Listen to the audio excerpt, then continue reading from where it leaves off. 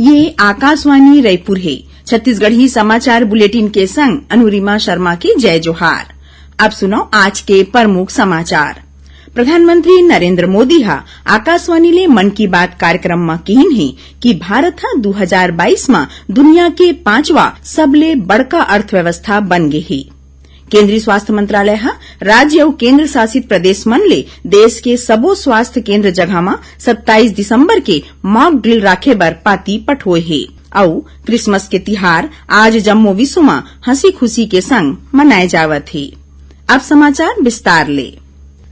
प्रधानमंत्री नरेंद्र मोदी हा कहिन है कि भारत हा 2022 में दुनिया के 5वां सबले बड़का अर्थव्यवस्था बन गे है। ओमन कहिन कि देश के रहवैया मन ला गर्व है कि ए बछर देश हा हरेक क्षेत्र में कई ठिन उपलब्धि पाए है। आकाशवाणी ले मन की बात कार्यक्रम में श्री मोदी हा कहिन कि हरेक क्षेत्र में मिले अपार सफलता हा देश ला विश्व में विशेष स्थान दिवाए है। प्रधानमंत्री हा लोगन मन के शक्ति, सहयोग और संकल्प ला सहरावत कहिन कि ए बछर हा एक भारत श्रेष्ठ भारत के भावना ला बढ़ाए बर जाने जाही। श्री मोदी हा अगस्त महीना में चलाए गे हर घर तिरंगा अभियान के जिक्र करत कहिन कि आजादी के 75 वर्ष के ए अभियान में पूरा देश हा तिरंगामय हो गे रहीस। ओमन यहू कहिन कि 2023 में G20 के उत्साह हमन ला नवा ऊंचाई में लेके जाही।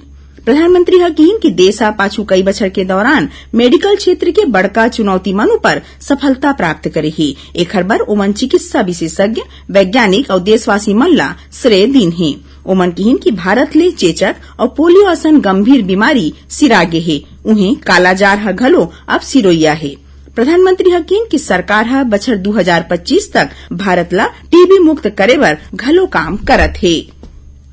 मन की बात कार्यक्रम में बोलत ओमन कहिन कि गंगा नदी ला साफ सुफा बनाए बर 8 बछर पहली नमामि गंगे अभियान शुरू करे गे रहीस, जेला आज जम्मू दुनिया हा सहरावत है। श्री मोदी हा लोगन मन ले कहिन कि ओमन मन की बात के 100वां कड़ी में शामिल विषय बारे में अपन सुझाव पठोवें। प्रधानमंत्री हा विश्व में कोविड-19 के बढ़त मामला लोगन मन ला चेतैन घलो है। प्रधानमंत्री के मन की बात कार्यक्रम ला छत्तीसगढ़ में घलो लोगन मन सुनिन। भाजपा के प्रदेश अध्यक्ष अरुण साव हा बिलासपुर जिला के बिरकोना में और नेता प्रतिपक्ष नारायण चंदेल हा जांजगीर चांपा जिला में कार्यकर्ता और नागरिक मन संग मन की बात कार्यक्रम ला सुनिन। केंद्रीय स्वास्थ्य मंत्रालय हा राज्य और केंद्र शासित प्रदेश मन ले देश के सबो स्वास्थ्य केंद्र जगह में 27 दिसंबर के मॉक ड्रिल राखे बर पाती पठोए है।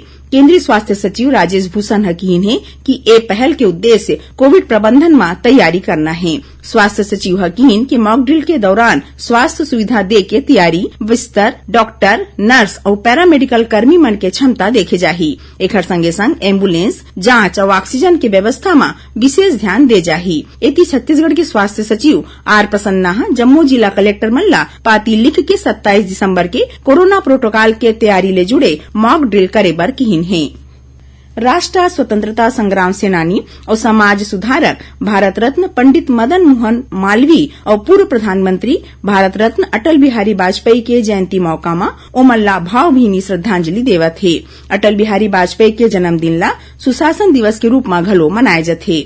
अटल बिहारी वाजपेयी के जयंती बेरा में आज राष्ट्रपति द्रौपदी मुर्मू, उपराष्ट्रपति जगदीप धनखड़ और प्रधानमंत्री नरेंद्र मोदी हा उनकर समाधि सदैव अटल में पुष्पांजलि अर्पित करीन। उन्हें छत्तीसगढ़ के मुख्यमंत्री भूपेश बघेल हा रायपुर स्थित अपन निवास कार्यालय में पंडित मदन मोहन मालवीय और अटल बिहारी वाजपेयी के जयंती में उनकर फोटो पर फूल चढ़ा के ओमल्ला माथ नवईन।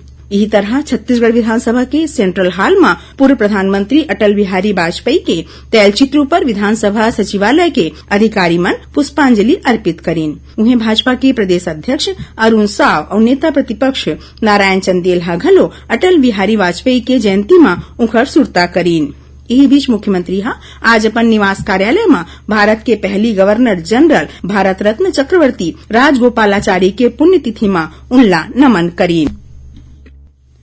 छत्तीसगढ़ी समाचार बुलेटिन आप मन आकाशवाणी रायपुर ले सुनत हव। छत्तीसगढ़ के खबर ले है आपकी वास्ता और खबर के विश्वसनीयता ले है हमार वास्ता। आकाशवाणी समाचार रायपुर के प्रादेशिक समाचार बुलेटिन के संगे संग हमार समसामयिक कार्यक्रम आप रेडियो के संग अपन मोबाइल में घलो सुन सकत हव। आकाशवाणी समाचार फेसबुक, ट्विटर और यूट्यूब में घलो हावय। हमार फेसबुक पेज हरे Chhattisgarh news on AIR, Twitter handle CGAIR news और हमार यूट्यूब चैनल हरे छत्तीसगढ़ AIR न्यूज। तो अब रेडियो के संगे संग आपके मोबाइल के माध्यम ले हम आप तक पहुंचत हन। छत्तीसगढ़ के हर खबर पर सुनत रहो आकाशवाणी समाचार। अब आगू बढ़न बाँचे समाचार डहार। बीजापुर जिला में माओवादी मन के स्मॉल एक्शन टीम हा बीते रतिहा DRG के एक झिन जवानों पर कुल्हाड़ी ले हमला कर दीस। ए हमला में आरक्षक आसाराम करती के मौत हो गई। जिला के पुलिस अधीक्षक अंजने वारस्नेहा बताइन कि आरक्षक के पोस्टिंग राजनांदगांव में रहीस, फिर वह छुट्टी में अपन गृह गांव मिरतुर आए रहीस, जहां माओवादी मन मिरतुर थाना क्षेत्र के मंदिर पारा इलाका में ओखर ऊपर कुल्हाड़ी ले हमला कर दीस, जेखर ले घायल हुए आरक्षक के जगदलपुर मेडिकल कॉलेज अस्पताल में इलाज बेरा मौत हो गई। मुख्यमंत्री भूपेश बघेल आज बेमेतरा जिला के लोलेसरा गांव में कबीर पंथ डहार ले राखे गे संत समागम मेला में शामिल हुईन। ए मौका में ओमन करीबन 1.5 करोड़ रुपया के लागत ले बने बाउंड्री वाल और सीसी रोड के लोकार्पण करीन। कार्यक्रम गृह मंत्री ताम्रध्वज साहू और कबीर पंथ के धर्मगुरु प्रकाश मुनि नाम साहिब भी घलो मौजूद रहीन। उन्हें मुख्यमंत्री हा बेरला में माता बिंदेश्वरी बघेल स्मृति सामुदायिक भवन के लोकार्पण करीन। संगे संग बेरला में 30 बिस्तर अस्पताल ले 50 बिस्तर वाले अस्पताल, मिनी इंडोर स्टेडियम, हसदा में स्वामी आत्मानंद स्कूल और भिंभोरी में विद्युत सब स्टेशन बनाए की घोषणा करीन। क्रिसमस के तिहार आज जम्मू विश्व में हंसी खुशी के संग मनाए जावत है। क्रिसमस प्रभु यीशु के जन्म के उपलक्ष्य में मनाए जाथे। ए मौका में राष्ट्रपति द्रौपदी मुर्मू, उपराष्ट्रपति जगदीप धनखड़ और प्रधानमंत्री नरेंद्र मोदी हा लोगन मन ला शुभकामना दिन है। छत्तीसगढ़ में घलो क्रिसमस के परब ला धार्मिक उत्साह के संग मनाए जाथे।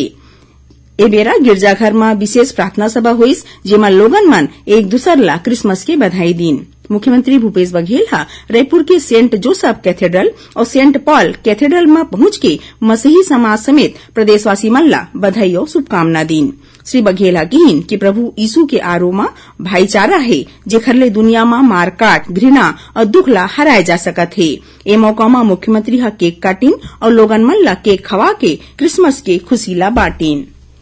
अखिल भारतीय कांग्रेस कमेटी के महासचिव और छत्तीसगढ़ प्रभारी कुमारी सैलजा आज देर संझा रायपुर पहुंची। पार्टी के संचार विभाग के अध्यक्ष सुशील आनंद शुक्ला बताइन कि अपन दौरा बेरा कुमारी सैलजा काली बिहनिया राजीव भवन में राखे गए प्रदेश कांग्रेस कमेटी के बैठका में शामिल हुई, तहा पाछू 27 दिसंबर के नई दिल्ली वापिस लौट जहीं।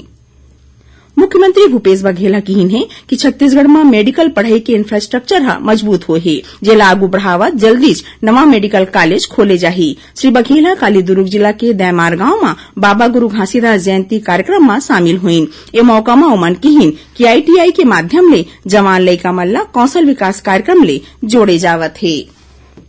भिलाई इस्पात संयंत्र के PDS विभाग ब्लास्ट फर्नेस और कोक ओवन ले निकलैया अपशिष्ट गैस के माध्यम ले बिजली उत्पादन ले पर्यावरण संरक्षण सोच सहाराय के लिए काम करे है। आखिर में प्रमुख समाचार एक घाव फेर। प्रधानमंत्री नरेंद्र मोदी हा आकाशवाणी ले मन की बात कार्यक्रम में कहिन है कि भारत 2022 में दुनिया के 5वां सबले बड़का अर्थव्यवस्था बन गए है। केंद्रीय स्वास्थ्य मंत्रालय राज्य और केंद्र शासित प्रदेश मन ले देश के सबो स्वास्थ्य केंद्र जगह में 27 दिसंबर के मॉक ड्रिल राखे बर पाती पठोए है। और क्रिसमस के तिहार आज जम्मू विश्व में हंसी खुशी के संग मनाए जावत है। एकरे संग छत्तीसगढ़ी समाचार बुलेटिन इहे सिरावत है। जय जोहार।